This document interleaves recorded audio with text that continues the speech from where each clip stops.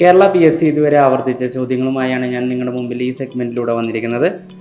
അപ്പോൾ ഇന്നത്തെ ചോദ്യം ഇതാണ്: how many electrons are in A aluminium atom? ഒരു അലൂമിനിയം ആറ്റത്തിൽ എത്ര ഇലക്ട്രോണുകളാണ് ഉള്ളത്?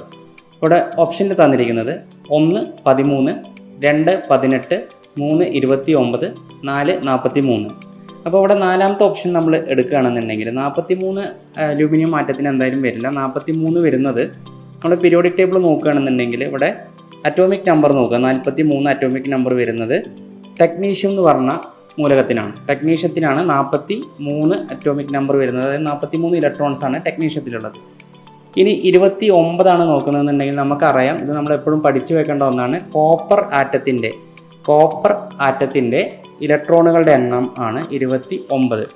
ഇവിടെ നമുക്ക് നോക്കാം.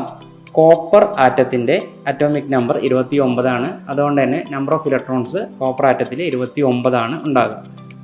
നമ്മുടെ ചോദ്യം അലൂമിനിയം ആറ്റത്തിൽ എത്ര ഇലക്ട്രോണുകളുണ്ട് എന്നതാണ്.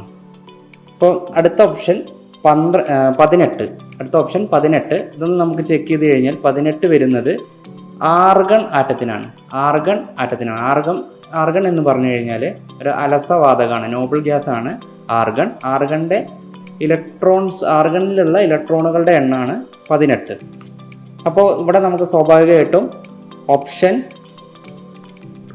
1 റൈറ്റ് ആൻസർ. 13 അലൂമിനിയത്തിൻ്റെ അറ്റോമിക് നമ്പറും അതേപോലെ തന്നെ അതിലുള്ള അടങ്ങിയിരിക്കുന്ന ഇലക്ട്രോണുകളുടെ എണ്ണം 13 അലൂമിനിയത്തിൽ.